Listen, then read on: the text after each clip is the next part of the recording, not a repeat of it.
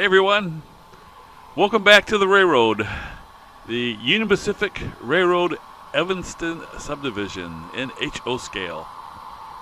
My name is Darrell Cruz, owner and builder of the layout, and your host for episode 48. We're coming very close to the end of the year. Hopefully I'm going to try and get 50 episodes done before the end of the year. Shouldn't be too much of a problem. This episode features two basic types of things. One is some work on track lane.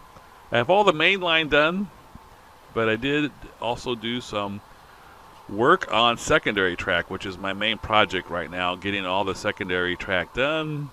And right now I'm working on the Evanston Yard, so we'll see a little bit of that. And then also I am going to be sharing some of the things that I did to address issues that came up with the operating session.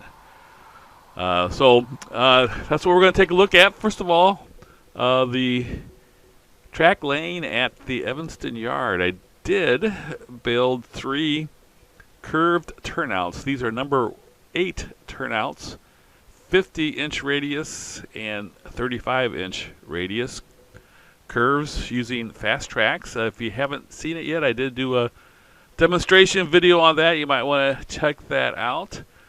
Once I get the fast tracks turnouts built, the main thing I want to do is make sure that everything lined up. And once I had everything lined up exactly how I wanted it to be and smoothly, I glued some turnout ties to paper templates that I printed out from the Fast Tracks website, and then glued that down at the proper location for where the turnouts were going to end up being located for this yard. There's going to be a total of 6 turnouts. So I got half of the turnouts done. Hopefully I'll get the other 3 done so that the yard will be completed. So here you can see the 3 Fast Tracks turnouts that I built. Now, a lot of people have been asking how I glue the turnouts to the ties. And I know on the Fast Tracks website they have the quick sticks, which you can then glue to the skeleton turnouts so that you have a turnout much like what you would get if you purchased one.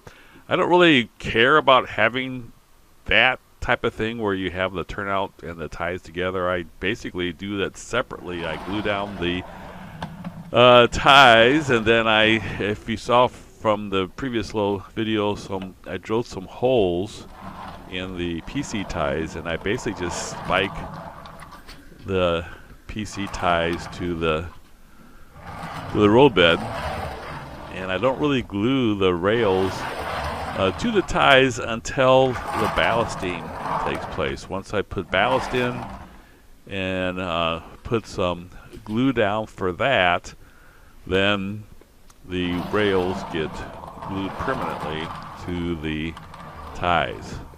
And I really haven't had any problems with the rails becoming misaligned or whatever between the time when they're installed like this and when the ballasting is done. The paint actually kind of glues it in place too once I paint the ties. So anyway, once I got the turnouts all in place, I did all the track work, so I now have 3 complete tracks done for the yard. The arrival departure track, and then 2 storage tracks. So there's still going to be 3 more storage tracks for a total of 5, and then the bypass track, which will be the most inside one.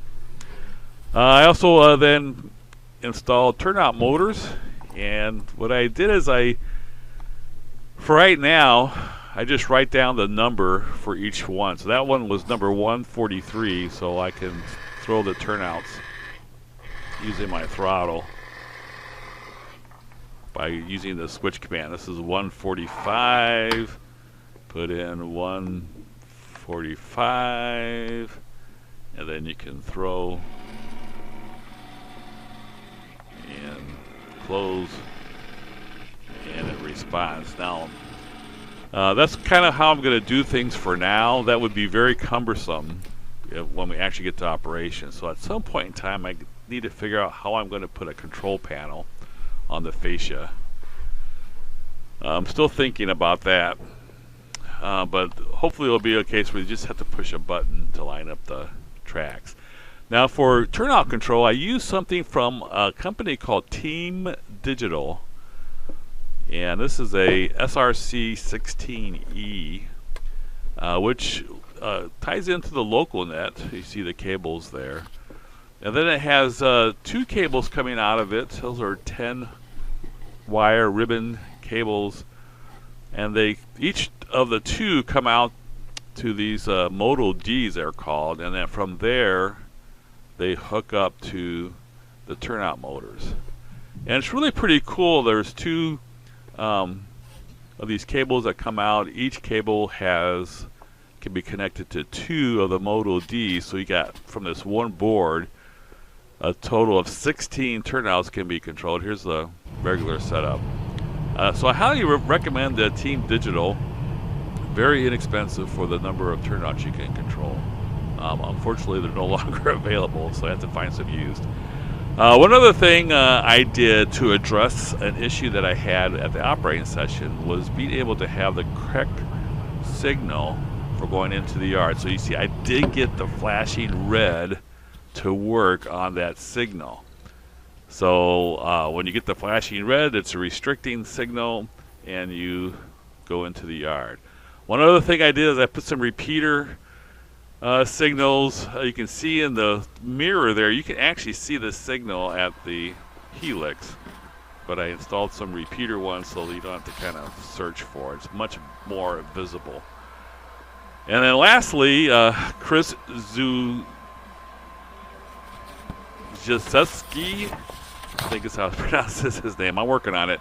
But Chris helped me, actually he did it pretty much himself, put together a timetable for the layout. And this is, again, to kind of address the operating session. We wanted to come up with something that we could have at operating sessions that the operators could use that would be similar to what the Union Pacific has. Now, what you're looking at right now is the actual Evanston subdivision timetable that the Union Pacific has for its employees. So you can see on the left-hand column you have all the stations and control points, and that shows a little diagram of the track work. You have the table for speed limits, a bunch of different rules and so forth. It's pretty extensive. If you actually are an engineer on the Union Pacific, you have to know a lot of things. There's a couple of tables showing the grades also, which would be interesting to maybe do for the HO Scale Evanston sub. But we wanted to come up with something that would kind of mirror what the prototype Union Pacific has for its employees. And then maybe even there's some maps also of the different yards, so maybe we'll come up with something like that for the Evanston Yard, and maybe also for like West Vaco. Now this is also the prototype signal rules. This is, again, very extensive. All the different types of signals you can have for all the different types of restrictions or clearances that you have. You have the approach signals, the approach diverging, advanced approach, then you have diverging clear, and so forth. It's really pretty complicated to memorize all that. I'm sure, though, if you actually are having that as a job, that is definitely something that you're going to do. And now this is what Chris came up with for the HO Scale Union Pacific. Okay, so you have the actual cover of the timetable, Salt Lake City area, timetable number 3A, Evanston Sub, created by Chris on December 3rd. I am listed as Executive Vice President for Operations. And then you have the actual timetable. So this is the actual track layout. Radio is the FRS channel 1. That's what we use. Seems to work pretty good. Dispatcher is Omaha Desk 6. Not sure how he came up with that. But here you have all the actual control points in the actual track layout on the HO Scale Evanston Sub. We still need to add a few things here or there. The track works needs the sidings put in. There's a siding at West Vaco and also Devil Slide. You need to put in the Pocatella Sub junction. That's there also. So still a little bit to do on this, but you kind of get the idea of what we're shooting for. So it should be pretty interesting, and hopefully very helpful. He put in a little speed table. We may make some changes there yet. And then we also have here on the other side some throttle functions. These are just miscellaneous instructions. We have some throttle functions that we use on the layout. Quiet zone. We want people to turn the sound off while they're in the helix. It gets kind of distracting for the dispatcher. Makes it hard for him to hear the radio and so forth.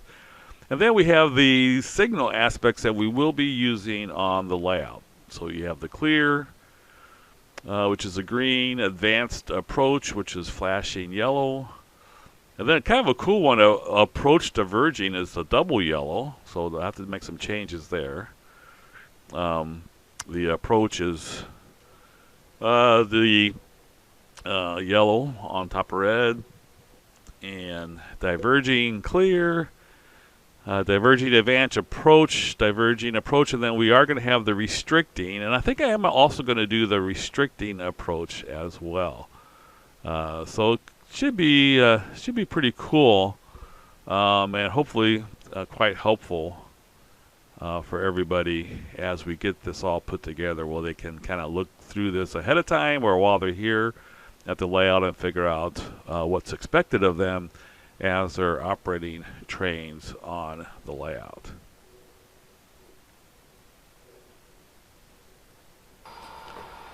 All right, now this is going to be part 1 of 2 parts. We're going to go ahead and end the video here. I'm going to do part 2, which will be some of the operations that we're able to do.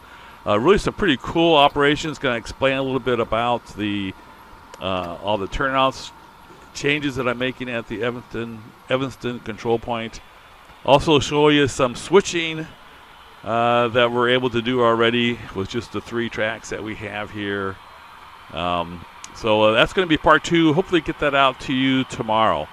Thanks so much for watching this video. Everybody have a great day and a great week. Take care.